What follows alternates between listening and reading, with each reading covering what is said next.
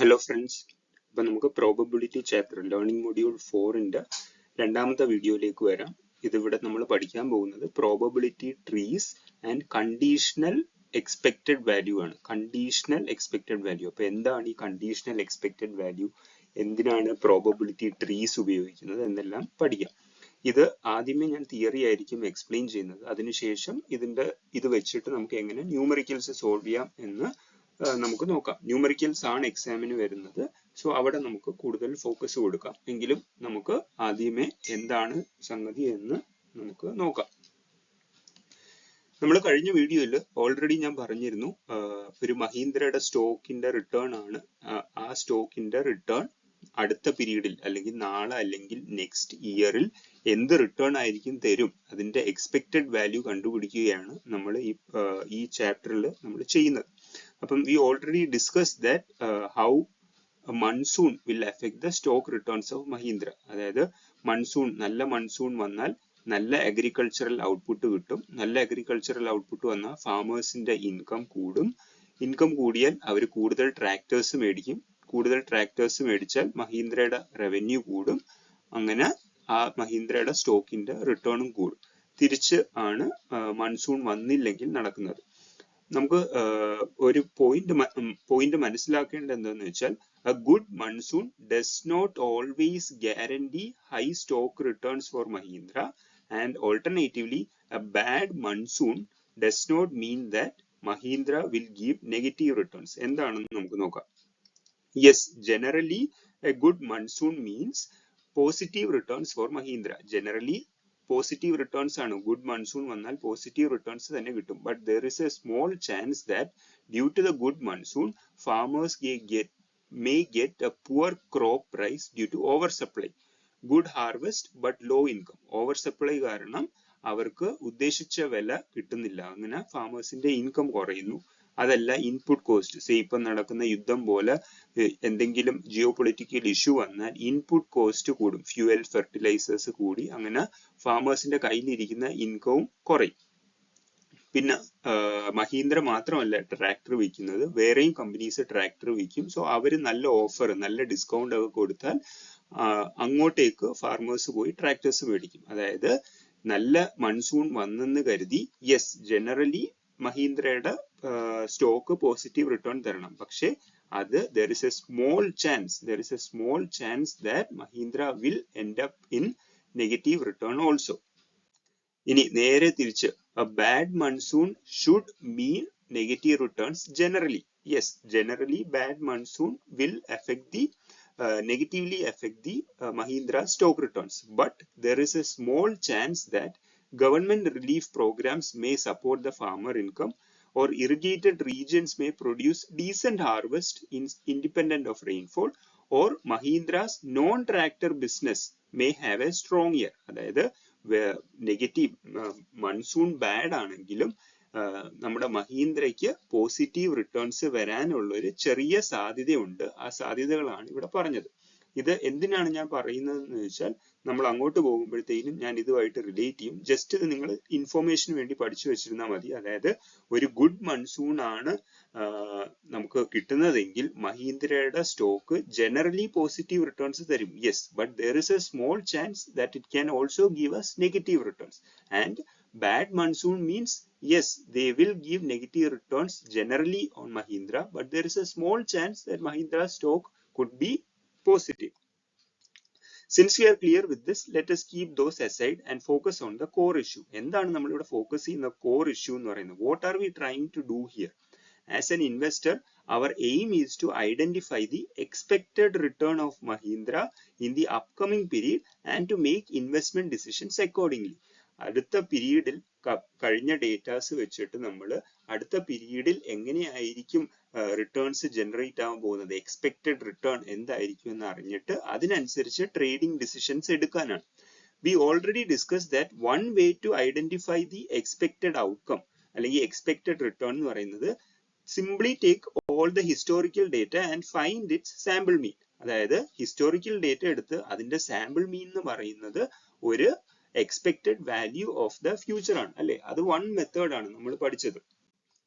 When we use historical data and assign equal probability to each of the previous year returns without caring about any other factors like monsoon, what we get is known as unconditional expected value. Unconditional expected value എന്നാണ് നമുക്ക് sample മീൻ എന്ന് പറയുന്നത് കിട്ടുന്നത്. Okay, unconditional, അതായത് ഒന്നിനെയും depended അല്ല, മൺസൂണിനെയും depended അല്ല, വേറെ ഫാക്ടറീസിനെയോ വേറെ ക്രോപ്പിനെയോ ഒന്നും ഡിപ്പെൻഡഡ് അല്ല, വെറുതെ ഹിസ്റ്റോറിക്കൽ ഡേറ്റ മാത്രം നോക്കിയിട്ട് നമുക്ക് സാമ്പിൾ മീൻ വഴി കിട്ടുന്ന എക്സ്പെക്ടഡ് വാല്യൂവിനെയാണ് നമ്മൾ unconditional expected value എന്ന് വിളിക്കുന്നത്.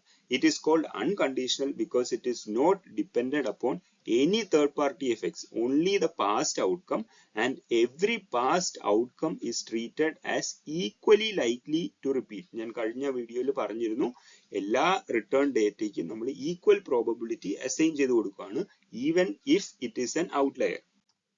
But we know that this is not a good way of forecasting, because as we already discussed, Mahindra stock return is greatly influenced upon the monsoon condition, and a good analyst will always include its effect also. That dependency creates something known as conditional expected value. അതായത് sample മീൻ വഴി നമുക്ക് കിട്ടിയത് unconditional expected value ആണ്, ഒന്നിനെയും depended അല്ല. പക്ഷേ നമ്മൾ മൺസൂണിനെ depend ചെയ്ത് മഹീന്ദ്രയുടെ സ്റ്റോക്ക് കണ്ടുപിടിക്കാൻ പോകുമ്പോൾ അതിനെ നമ്മൾ വിളിക്കുന്ന പേരാണ് conditional expected value. That is, it is dependent upon other factors which is true in our Mahindra case. മൺസൂണിനെ ഡിപ്പെൻഡന്റ് ആണ്. ഈ കണ്ടീഷണൽ എക്സ്പെക്ടഡ് വാല്യൂവിനെ കണ്ടുപിടിക്കാൻ വേണ്ടിയിട്ടാണ് നമ്മൾ പ്രോബബിലിറ്റി ട്രീ എന്ന് പറയുന്ന ഒരു ഡയഗ്രാം, ഒരു പിക്ചോറിയൽ റെപ്രസെന്റേഷൻ നമ്മൾ ഉപയോഗിക്കുന്നത്. ഓക്കെ, പ്രോബബിലിറ്റി ട്രീ എങ്ങനെ വരയ്ക്കാം എന്ന് നമുക്ക് നോക്കാം. Step 1. Identify the possible scenarios that would affect the returns of the Mahindra. എന്തൊക്കെയാണ്? ഒന്നെങ്കിൽ ഗുഡ് മൺസൂൺ അല്ലെങ്കിൽ bad monsoon, and assign probability to them. എങ്ങനെയാണ് മൺസൂൺ പ്രോബബിലിറ്റി അസൈൻ ചെയ്യുന്നത്? Simply analyse the past data. അതായത് കഴിഞ്ഞ 50 വർഷത്തെ ഡേറ്റ എടുത്തിട്ട് അതിൽ ഏതെല്ലാം വർഷമാണ് ഗുഡ് മൺസൂൺ തന്നതെന്നും ഏതെല്ലാം വർഷം ബാഡ് മൺസൂൺ തന്നതെന്നും നോക്കുക. സേ 50 വർഷങ്ങളിൽ 30 വർഷം നല്ല മൺസൂൺ ഉണ്ടെങ്കിൽ then probability of good monsoon എന്ന് പറയുന്നത് 0.6, അതായത് 30 divided by 15. probability of bad monsoon എന്ന് പറയുന്നത് 20 divided by 50, അതായത് 0.4. ശ്രദ്ധിക്കുക, ഇത് രണ്ടും ആഡ് ചെയ്യുമ്പോൾ നമുക്ക് 1 കിട്ടണം. ഓക്കെ, ഇതാണ് ഫസ്റ്റ് പോസിബിൾ സിനാറിയോ എന്ന് പറയുന്നത്. നമ്മുടെ സിനാറിയോ വെച്ച്, അതായത് മഹീന്ദ്രയുടെ സ്റ്റോക്കിനെ അഫക്ട് ചെയ്യുന്ന രണ്ട് ഒബ്വിയസ് റീസൺസ് ഏതൊക്കെയാണ്? ഗുഡ് മൺസൂണും ബാഡ് മൺസൂണും. ഈ പ്രോബബിലിറ്റിനെ നമ്മൾ വിളിക്കുന്ന പേരാണ് unconditional probabilities of scenario. Unconditional expected value അല്ല, unconditional probabilities of the scenarios. അതായത് അൺകണ്ടീഷണൽ എവിടെ നമ്മൾ ഉപയോഗിച്ചാലും അതിന്റെ അർത്ഥം it is not depended on anything. നമ്മളിപ്പം എങ്ങനെയാണ് ആ പ്രോബബിലിറ്റി ഓഫ് ദ മൺസൂൺ കണ്ടുപിടിച്ചത്? പാസ്റ്റ് ഡേറ്റ നോക്കിയിട്ടാണ് അല്ലേ? പാസ്റ്റ് ഡേറ്റ നോക്കുമ്പോൾ നമ്മൾ വേറെ ഒന്നിനെ നോക്കുന്നില്ല. ഈ വർഷം എൽനീനോ എഫക്റ്റ് ഉണ്ടോ, അല്ലെങ്കിൽ ഇവിടെ ഇടിയും മഴയും എന്തെങ്കിലും ഉണ്ടോ, അങ്ങനെ ഒന്നും നമ്മൾ ചെക്ക് ചെയ്യത്തില്ല. ആകെ കൂടി അൺകണ്ടീഷണൽ എന്ന് പറയുമ്പോൾ we only look at the past data and we arrive at decision, അല്ലെങ്കിൽ we arrive at a probability that is independent. ആ ഒരു ഇവന്റ് ഇൻഡിപെൻഡന്റ് ആണ്. അതിനെയാണ് നമ്മൾ അൺകണ്ടീഷണൽ പ്രോബബിലിറ്റീസ് ഓഫ് സിനാരിയോസ് എന്ന് പറയുന്നത്. Scenario 1 good monsoon and scenario 2 bad monsoon. They are also called unconditional because they are purely based on historical data. എന്തിനെയാണോ historical data വെച്ച് എടുക്കുന്നതും which is not concerned about any other third party effect, അതിനെയാണ് നമ്മൾ unconditional എന്ന് വിളിക്കുന്നത്. ഒന്നെങ്കിൽ unconditional probability അല്ലെങ്കിൽ unconditional expected value. ഇവിടെ അൺകണ്ടീഷണൽ പ്രോബബിലിറ്റി ആണ് നമുക്ക് കിട്ടിയത്. Important point to note is that actually if the weather agency reports that this year there is 50% probability for a good monsoon, then we need to update it, but that process of updating is done through Bayesian formula or Bayes formula. അത് നമുക്ക് അടുത്ത വീഡിയോയിൽ കാണാം. ഇത്രയും ഇപ്പൊ നമ്മൾ അങ്ങോട്ടേക്ക് പോവില്ല. ഇപ്പൊ ഇത്രയും നമ്മൾ പാസ്റ്റ് ഡേറ്റ വെച്ചിട്ടാണ് നമ്മൾ ചെയ്യാൻ പോകുന്നത്. സേ ദാണ്ട ഇവിടെയാണ് നിൽക്കുന്നത്. രണ്ട് പോസിബിലിറ്റീസ് ഉണ്ട്, ഒന്നെങ്കിൽ ഗുഡ് മൺസൂൺ അല്ലെങ്കിൽ ബാഡ് മൺസൂൺ. ഗുഡ് മൺസൂണിൽ 0.60 പ്രോബബിലിറ്റി അല്ലെങ്കിൽ പ്രോബബിലിറ്റി 0.60 ആണ്. ബാഡ് മൺസൂൺ എന്ന് വെച്ചാൽ 0.40 ആണ്. ഇത് ഒന്നിലും ഡിപ്പെൻഡന്റ് അല്ല, വെറും പാസ്റ്റ് ഡേറ്റ. അടുത്ത വർഷം in a given year what is the chance that I will get a good monsoon? I don't care about it is for Mahindra stock or it is for this year or that year, nothing. ഒരു വർഷം past data analyse ചെയ്തിട്ട് അടുത്ത വർഷം എനിക്ക് good monsoon കിട്ടാനുള്ള സാധ്യത എന്താണ്? ഇതാണ് unconditional probability of scenario. Okay. Step 2. We identified that the two scenarios would affect the returns of Mahindra. ഒന്ന് good returns, ഒന്ന് good monsoon, രണ്ടാമത്തെ bad monsoon. Now within each scenario, we will identify how many times in the past data has Mahindra given positive returns and negative returns. അതായത് നമ്മൾ ആദ്യമേ ഞാൻ പറഞ്ഞ കാര്യത്തിലേക്ക് പോവുകയാണ്. ഗുഡ് മൺസൂൺ എന്ന് പറഞ്ഞാൽ മഹീന്ദ്രയ്ക്ക് എപ്പോഴും പോസിറ്റീവ് റിട്ടേൺസ് കിട്ടണം എന്ന് ഒരു നിർബന്ധമില്ല. ഗുഡ് മൺസൂണിൽ പോസിറ്റീവ് റിട്ടേണും കിട്ടാം, നെഗറ്റീവ് റിട്ടേണും കിട്ടാം.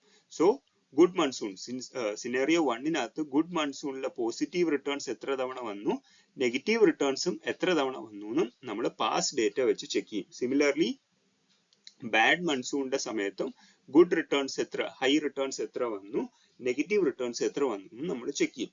അതായത് നമുക്ക് ഇപ്പോൾ അറിയാം കഴിഞ്ഞ 50 വർഷങ്ങളിൽ 30 വർഷമായിരുന്നു ഗുഡ് മൺസൂൺ. അതായത് ഇവിടെ 30 വർഷങ്ങളായിരുന്നു. ആ 30 വർഷങ്ങളിൽ എത്ര വർഷങ്ങള് മഹീന്ദ്ര പോസിറ്റീവ് റിട്ടേൺസ് തന്നു? അതായത് ഗുഡ് മൺസൂൺ നമ്മൾ ഓൾറെഡി ഒരു കണ്ടീഷൻ വെച്ചു, ആ ഗുഡ് മൺസൂണിനകത്ത് എത്ര പോസിറ്റീവ് റിട്ടേൺ തന്നു. അങ്ങനെയാണ് ഈ കണ്ടീഷണൽ പ്രോബബിലിറ്റി നമ്മൾ എഴുതുന്നത്. കണ്ടീഷണൽ പ്രോബബിലിറ്റി, അതായത് probability of positive return given that good monsoon has happened. ഇതിന്റെ ഈ സ്ട്രെയിറ്റ് ആയിട്ടുള്ള ഈ ലൈനെ വിളിക്കുന്ന പേരാണ് given that. Probability of positive return given good monsoon എന്ന് പറഞ്ഞാൽ 21 വർഷം ഡിവൈഡഡ് ബൈ 30 years, അതായത് 0.70. Non positive returns given good monsoon എന്ന് വെച്ചാൽ 0.30 ആണ്. എഗെയിൻ ഇവിടെ പറയുന്നു ഇത് രണ്ടും ആഡ് ചെയ്യുമ്പോൾ നമുക്ക് 1 കിട്ടണം. അതാണ് ഇവിടുത്തെ രണ്ടിന്റെ. ഇനി ഇതേപോലെ നമ്മൾ ബാഡ് മൺസൂണില് പോസിറ്റീവ് റിട്ടേൺസ് തന്ന എത്ര വർഷങ്ങൾ, നെഗറ്റീവ് റിട്ടേൺസ് തന്ന എത്ര വർഷങ്ങൾ. അവിടെ 20 വർഷങ്ങളാണ് മൊത്തത്തിൽ ബാഡ് മൺസൂൺ തന്നത്. ആ 20 വർഷങ്ങളിൽ എത്ര വർഷങ്ങളാണ് പോസിറ്റീവ് റിട്ടേൺസ് തന്നതും നെഗറ്റീവ് റിട്ടേൺസ് തന്നതെന്നും നമ്മൾ കണ്ടുപിടിക്കും. This probability is called conditional probability because it is valid only inside the good monsoon scenario. അതായത് നമ്മൾ ഓൾറെഡി ഒരു സിനാരിയോ, ഒരു ലിമിറ്റ് ഉണ്ടാക്കി വെച്ചു, ഒരു കണ്ടീഷൻ ഉണ്ടാക്കി വെച്ചു. ആ കണ്ടീഷന്റെ പുറത്തൊരു കണ്ടീഷൻ ഉണ്ടാക്കുന്നതിനെയാണ് നമ്മൾ കണ്ടീഷണൽ പ്രോബബിലിറ്റി എന്ന് വിളിക്കുന്നത്. If we find the average of the positive returns and the negative returns within each scenario, നമുക്ക് ആ ആവറേജ് വാല്യൂ കിട്ടും. അതായത് നമ്മൾ പറഞ്ഞു 30 വർഷങ്ങളില് 21 വർഷമാണ് എന്താണ് ഗുഡ് മൺസൂണിനകത്ത് പോസിറ്റീവ് റിട്ടേൺസ് തന്നെന്ന് പറഞ്ഞു. ഈ 21 വർഷങ്ങൾ തന്ന പോസിറ്റീവ് റിട്ടേൺസിന്റെ ആവറേജ് വാല്യൂ നമ്മൾ എടുത്ത് നോട്ട് ചെയ്ത് വെക്കുക. അതേപോലെ ബാക്കി 7 വർഷങ്ങളില് 30 വർഷങ്ങളിലെ 7 വർഷങ്ങളുടെ നെഗറ്റീവ് റിട്ടേൺസിന്റെയും നമ്മൾ ആവറേജ് എടുക്കുക. സിമിലർലി ബാഡ് മൺസൂണിന്റെയും ഇതേപോലെ ആവറേജ് വാല്യൂ എടുത്ത് ഇങ്ങനെ വെക്കുക. പ്രത്യേകം ശ്രദ്ധിക്കണം, in A real life these values are derived from DCF and other scenario analysis, not necessarily average. ഞാൻ ഇത് മനസ്സിലാക്കാൻ വേണ്ടിയാണ് നിങ്ങൾക്ക് ആവറേജ് എന്ന് പറയുന്നത്. ആക്ച്വലി ഇവിടെ ആവറേജ് അല്ല റിയൽ ലൈഫിൽ എടുക്കുന്നത്. ഓക്കെ. അപ്പൊ നമ്മൾ അൺകണ്ടീഷണൽ എക്സ്പെക്ടഡ് വാല്യൂ അല്ലെ അൺകണ്ടീഷണൽ പ്രോബബിലിറ്റി നമ്മൾ കണ്ടീഷണൽ പ്രോബബിലിറ്റിയിലേക്ക് എത്തി. Conditional probability into this average value gives the conditional expected value. നമ്മൾ അൺകണ്ടീഷണൽ പ്രോബബിലിറ്റിയിൽ നിന്നും കണ്ടീഷണൽ പ്രോബബിലിറ്റിയിലേക്ക് എത്തിയിട്ടുണ്ട്. ഗുഡ് മൺസൂണിനകത്തും പോസിറ്റീവ് റിട്ടേൺസ് ഉണ്ട്, നെഗറ്റീവ് റിട്ടേൺസ് ഉണ്ട്. ബാഡ് മൺസൂണിനകത്തും പോസിറ്റീവ് റിട്ടേൺസ് ഉണ്ട്, നെഗറ്റീവ് റിട്ടേൺസ് ഉണ്ട്. ഗുഡ് മൺസൂണിനകത്ത് പോസിറ്റീവ് റിട്ടേൺസ് തന്ന വർഷങ്ങളുടെ ആവറേജ് വാല്യൂ അല്ലെങ്കിൽ ആവറേജ് റിട്ടേൺ എന്ന് പറയുന്നത് ഇത്രയും. ഗുഡ് മൺസൂണിനകത്ത് നെഗറ്റീവ് റിട്ടേൺസ് തന്ന വർഷങ്ങളുടെ ആവറേജ് നെഗറ്റീവ് റിട്ടേൺ എന്ന് പറയുന്നത് ഇതും. അതേപോലെ ബാഡ് മൺസൂണിന്റെ ആവറേജ് പോസിറ്റീവ് റിട്ടേണും ആവറേജ് നെഗറ്റീവ് റിട്ടേൺ. ഈ റിട്ടേൺ ഇൻറ്റു ഈ പറയുന്ന കണ്ടീഷണൽ പ്രോബബിലിറ്റി ചെയ്താൽ നമുക്ക് കണ്ടീഷണൽ എക്സ്പെക്ടഡ് വാല്യൂ കിട്ടും of the positive return in a bad monsoon.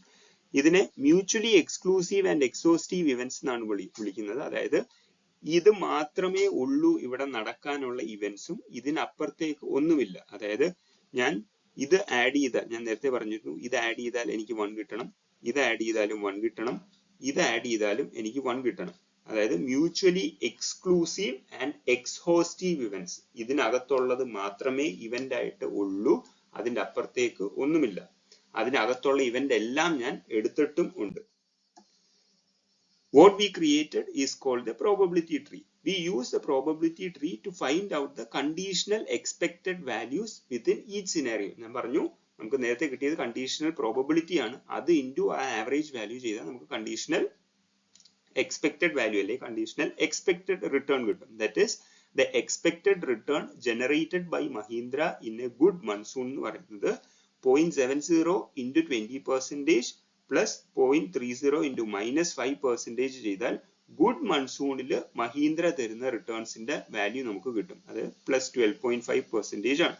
അതേപോലെ ബാഡ് മൺസൂണിൽ മഹീന്ദ്ര തരുന്ന റിട്ടേൺസ് എത്രയാന്ന് വെച്ചാൽ 0.35 into +5 and 0.65 into -80 ചെയ്യുമ്പോഴത്തേക്കും -3.45 കിട്ടും. അതാണ് bad monsoon.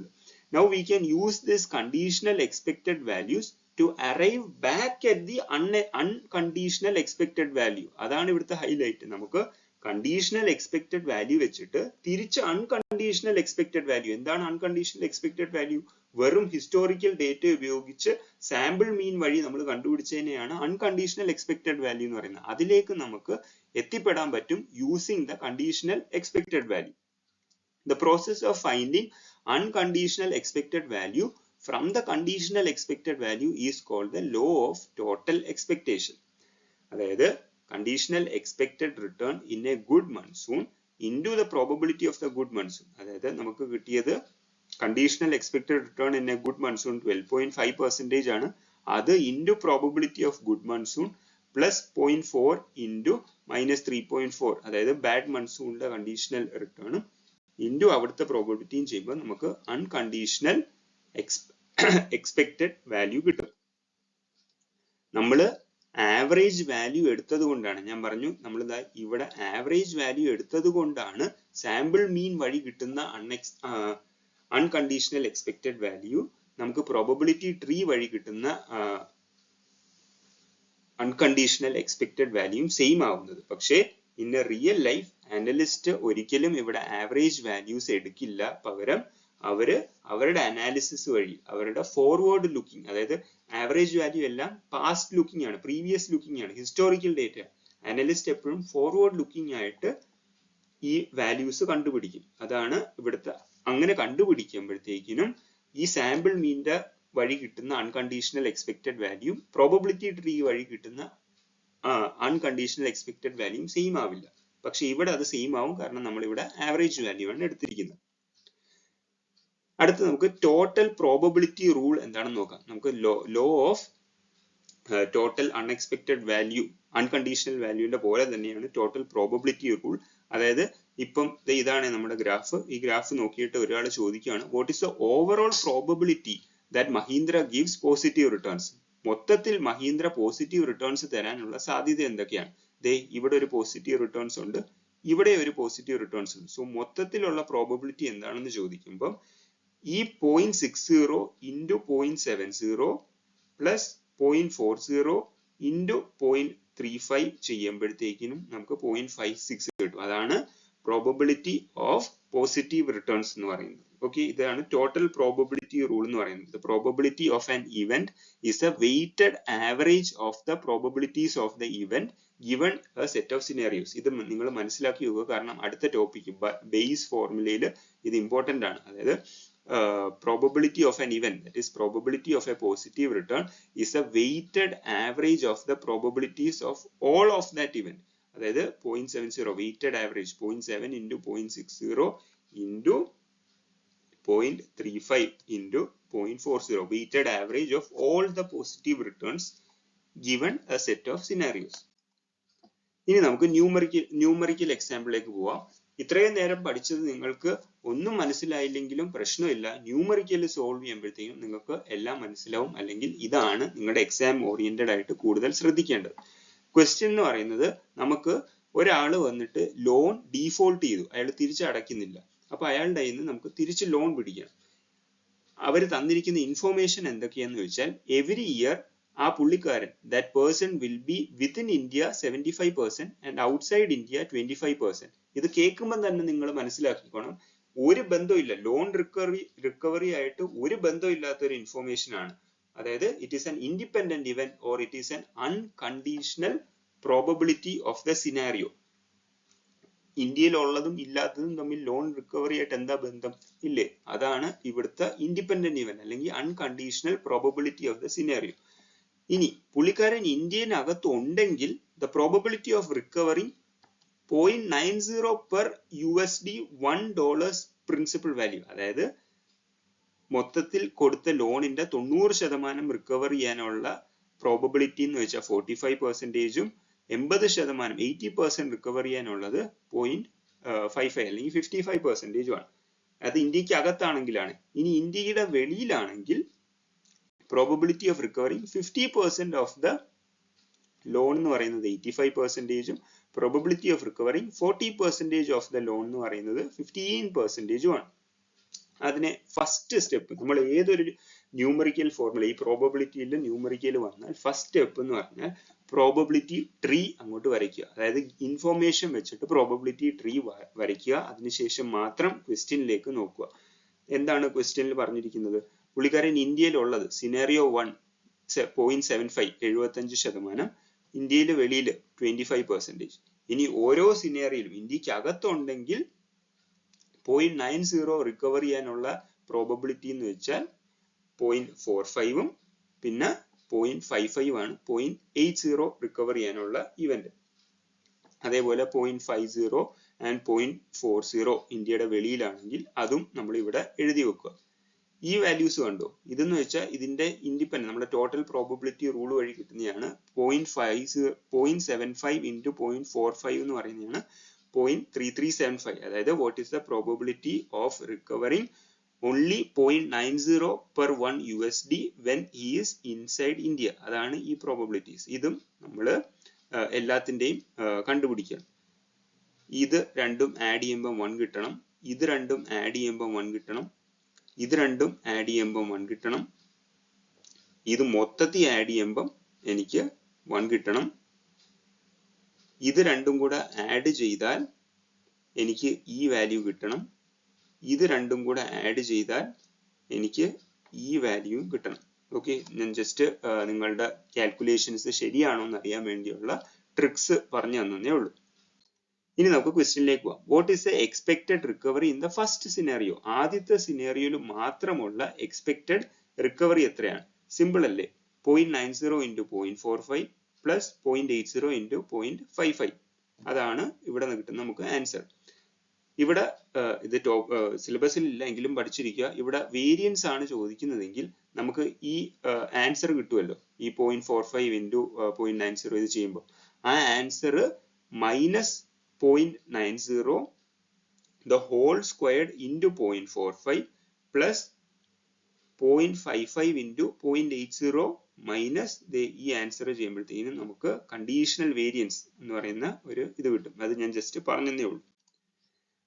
What is the expected recovery in the second scenario? Second scenario expected recovery എന്താണ്? 0.50 into 0.85 and 0.40 into 0.15. അതായത് 0.485 കിട്ടും. What is the total expected recovery? Total expected recovery എന്ന് വെച്ചാൽ നമുക്ക് ഇവിടെ ഒരു വാല്യൂ കിട്ടിയല്ലോ. നമുക്ക് ആ വാല്യൂ ഇൻറ്റു 0.75ഉം ഇവിടെ ഒരു വാല്യൂ കിട്ടിയല്ലോ. ആ വാല്യൂ ഇൻറ്റു 0.25 ചെയ്താൽ മതി. അതല്ലെങ്കിൽ ഈ പ്രോബബിലിറ്റി ഇൻറ്റു ഇത്, ഈ പ്രോബബിലിറ്റി ഇൻറ്റു ഇത്, ഇത് ഇൻറ്റു ഇത്, ഇത് ഇൻറ്റു ഇത്, ഇതിന്റെ എല്ലാം സം എടുത്താലും നമുക്ക് 0.755 കിട്ടും. What is the probability of each of the 4 possible recovery amounts? അത് നമ്മൾ ഓൾറെഡി കണ്ടുപിടിച്ചു. ദേ ഇരിക്കുന്നു. ഇതാണ് ക്വസ്റ്റ്യൻസ് വരുന്നത് ന്യൂമറിക്കലിന്റെ. ഫസ്റ്റ് എന്ന് വെച്ചാൽ ഇൻഫോർമേഷൻ വെച്ച് പ്രോബബിലിറ്റി ട്രീ വരയ്ക്കുക. അതിനുശേഷം മാത്രം ക്വസ്റ്റ്യനിലേക്ക് പോവുക. അപ്പൊ അടുത്തത് നമുക്ക് ബേസ് ഫോർമുല നോക്കാം. Thank you.